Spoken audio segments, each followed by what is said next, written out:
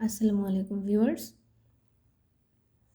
আশা করছি সবাই ভালো আছেন, সুস্থ আছেন। দেখুন, আপনাদের সাথে আমার আরও একটি রিবনের কাজ শেয়ার করব। এখানে ফুল করা আছে গোলাপ ফুলের শেপে।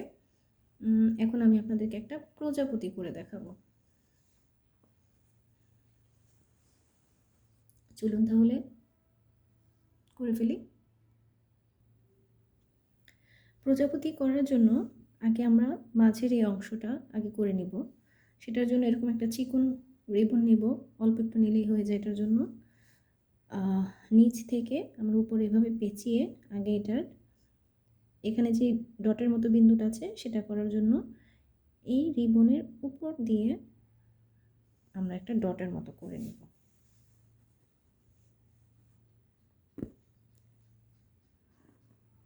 জাস্ট এইভাবে, এবং মাঝে আমরা একটা সুতো দিয়ে সেলাই দিয়ে নিব যেন এটা ছুটে না যায়। ভিউয়ার্স, আমরা এখন প্রজাপতির এই ডানাগুলো দিয়ে নিব। ডানাগুলো দেওয়ার জন্য আগে আমরা উপরের দুইটা যে বড় ডানা সেটা দিয়ে নিচ্ছি। সুইটাকে আস্তে করে ঘোরালেই চলে আসবে, বেশি টানাটানি করতে হবে না, তাহলে কাপড় নষ্ট হয়ে যাবে বা কুঁচকে যাবে। উপরের ডানাগুলো একটু বড় হয় আমরা জানি, আর নিচেরগুলো ছোট হবে প্রজাপতি করার ক্ষেত্রে।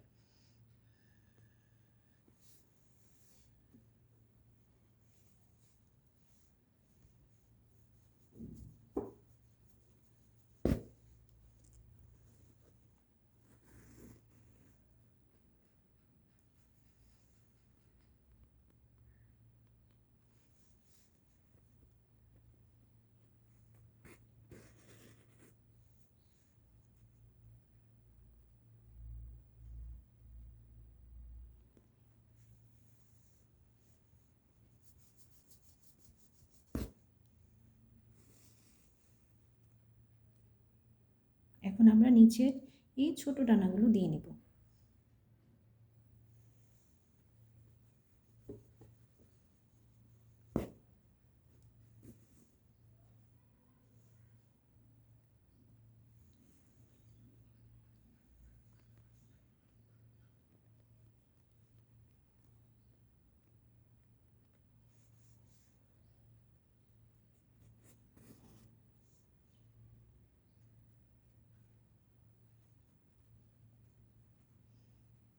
আমরা যদি এভাবে ড্রেসে ফুলের সাথে একটু সুন্দর করে একটু কালারফুল করে প্রজাপতি দিয়ে দিই, তাহলে কিন্তু ড্রেসটা দেখতেই অনেক অন্যরকম সুন্দর হয়ে যাবে।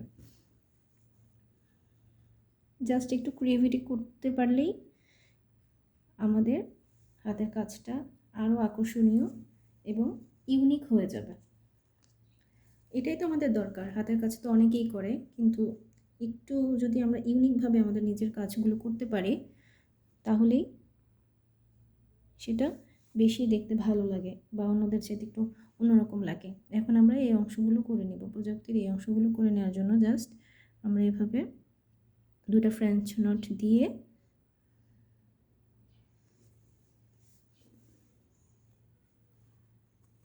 এভাবে আটকে দিব।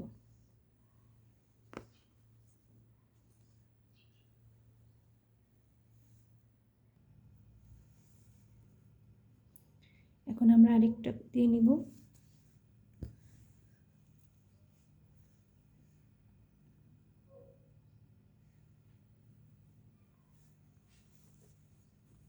এভাবে করে আমরা দুই পাশে দিয়ে নিব, এবং পরবর্তীতে এই অংশগুলো যেন নড়াচড়া করে একটু নষ্ট না হয়ে যায়, এজন্য আমরা মাঝে এভাবে